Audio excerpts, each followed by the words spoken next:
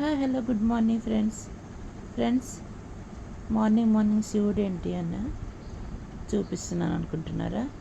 శివుడు లేకపోతే మన జీవితమే లేదు. శివుడు సర్వ అంతర్యామి. శివ అర్చన, శివ అభిషేకం ఇవన్నీ మనకి ఎంతో అంటే ముందుకు సాగేలా శివుడు యొక్క అనుగ్రహం మనకి ప్రసాదిస్తుంది. శివుడు మనల్ని కాపాడమే కాదు, శివుడు యొక్క ఆశీర్వాదం ఉంటే మనం తినే శక్తి, రుచి, మనం తినేటప్పుడు రుచి మనకి ప్రసాదించే శక్తి, వినే శక్తి, చూసే శక్తి ఇవన్నీ శివారాధనతోనే మనకి ప్రసాదిస్తుంది. అటువంటి శివుడు త్వరగా ఇచ్చే వరాలు ఇచ్చే దేవుడు శివుడు అంటారు. ఏ దిక్కు లేనోడికి నేనే దిక్కు అని చెప్పి శివ మనందరినీ ఎప్పుడు ఎవరికైతే ఎవ్వరు ఉండరో అటువంటి అనాథులకి దిక్కు శివుడే.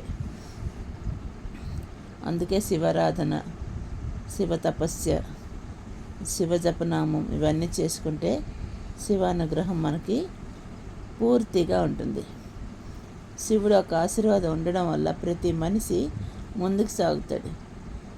ఎవ్వరూ లేనప్పుడు శివుడే మనల్ని కాపాడుతాడు, శివుడే మనల్ని ఆదుకుంటాడు. సాగర మదనం చేసేటప్పుడు విషం తాగి ప్రజలందరి కోసమని ఆ విషప్రయోగం తను చేసి నీలకంఠుడి పేరుతో ప్రసిద్ధి పొందాడు. అంతటి శివుడు ఆయనకు దర్శించుకున్న సోమవారం పూట ఆయన పూజ చేసుకొని అభిషేకాలు చేసుకున్న ఆయన ఒక అనుగ్రహం అనుకుంటే ప్రతిదీ మన ఆరోగ్యం బాగుంటుంది. అందుకే శివుడిని ఆరాధించుకుందాం, జపనామంతో ఆయన్ని సంతోషంగా ఉంచుతాం. ఎందుకంటే శివుడికి తపస్సు అంటే చాలా ఇష్టం. ఆయన ఎప్పుడు తపస్సులోనే ఉంటారు.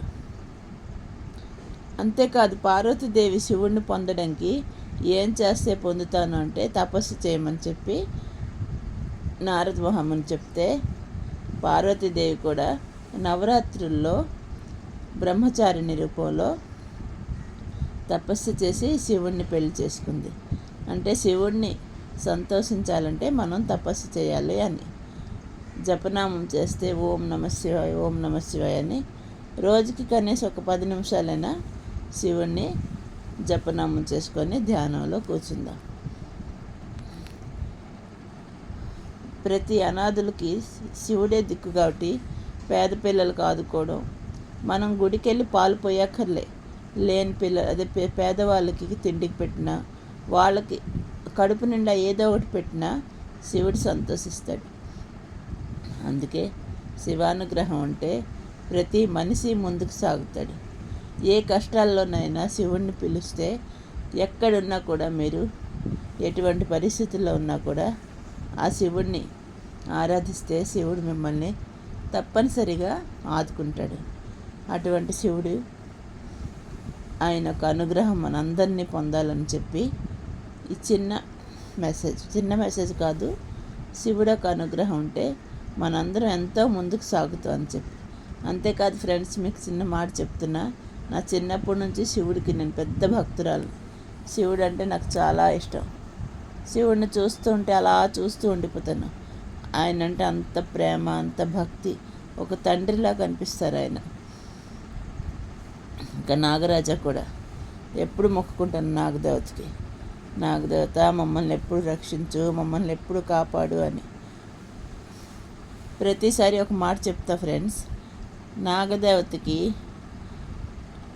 మన పితృ వల్ల కానీ ఎవరి వల్ల కానీ ఏవైనా చిన్న హాని జరిగినా నాగదేవత విడిచిపెట్టదట. అందుకే నాగదేవతకి ఎప్పుడు మనం పాలు పోసి ఆయనకి గుడికి వెళ్ళి ఆయనకి ఎప్పుడు క్షమాపణ కోరుతూ, తండ్రి మా వల్ల ఎటువంటి తప్పులున్నా క్షమించు నాగరాజు అని చెప్తూ నాగరాజుకి ఎప్పుడు మొక్కుకోవాలి. నీ వల్ల మా వంశానికి ఎటువంటి కష్టం హాని జరగకుండా కాపాడు నాగరాజు అని ఆ నాగరాజు యొక్క ఆశీర్వాదం మనకుంటే ఎటువంటి హాని జరగదు. అంతేకాదు మెడలో ధరించిన శివుడు నాగరాజుకి శివుడు యొక్క ఆశీర్వాదం ఉన్నా మనకి ఎటువంటి నాగదోషాలున్నా దూరం అవుతాయి. అంతటి శివుణ్ణి మరి పూజించుకుందామా? హర హర మహాదేవ శంభో శంకర, హర హర మహాదేవ శంభో శంకర, హర హర మహాదేవ శంభో శంకర. నీ ఒక అనుగ్రహం అందరికీ పొందేలా చూడు తండ్రి. ఓం నమః శివాయ.